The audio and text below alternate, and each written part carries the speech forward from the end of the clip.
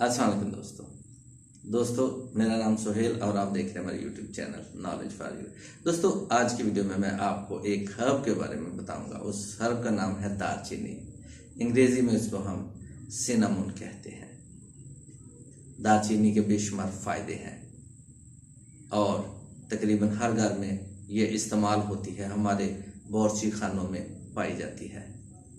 जब हम अपने खाने तैयार करते हैं उन खानों में इसको शामिल किया जाता है। ये हमारे खानों को मज़ेदार बनाती है, हमारे खानों को खुशबूदार बनाती है और इसके बहुत सारे फ़ायदे हैं। इसमें बहुत सारी प्रॉपर्टीज़ पाई जाती है। ये एंटी इन्फ्लामेटरी है, बैक्टीरियल इन्फेक्शन के लिए ये बहुत अच्छी है, फंगस इन्फेक्शन के लिए ये बहुत अच्छी है।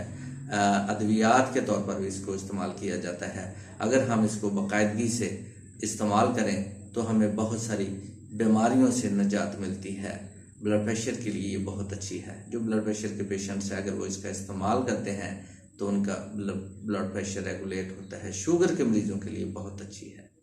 शुगर के मरीज़ अगर इसका बाकायदगी से इस्तेमाल करते हैं तो उनका शुगर लेवल काफ़ी नीचे आ जाता है और वो एक सेहतमंद ज़िंदगी गुजारते हैं। वो जो मेडिसिन खा रहे हैं उनकी मेडिसिन कम हो जाती है।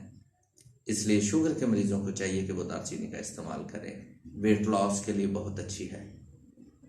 अगर आप मोटापे का शिकार हैं या इंसुलिन रेजिस्टेंस का शिकार हैं तो आप दालचीनी का इस्तेमाल कीजिए। दालचीनी से आपकी सेहत बेहतर होगी, आपका वज़न कम होगा। दालचीनी को कैसे खाना है, कैसे लेना है, कैसे इसको कंज्यूम करना है, ये मैं आपको बताता हूँ। एक तो दोस्तों आप इसका पाउडर बनाकर अपने खानों में शामिल कर सकते हैं। अगर आप दही खा रहे हैं तो छोटी आधी चमची उसमें मिक्स करके आप दही खाएं, आपको फ़ायदा देगी।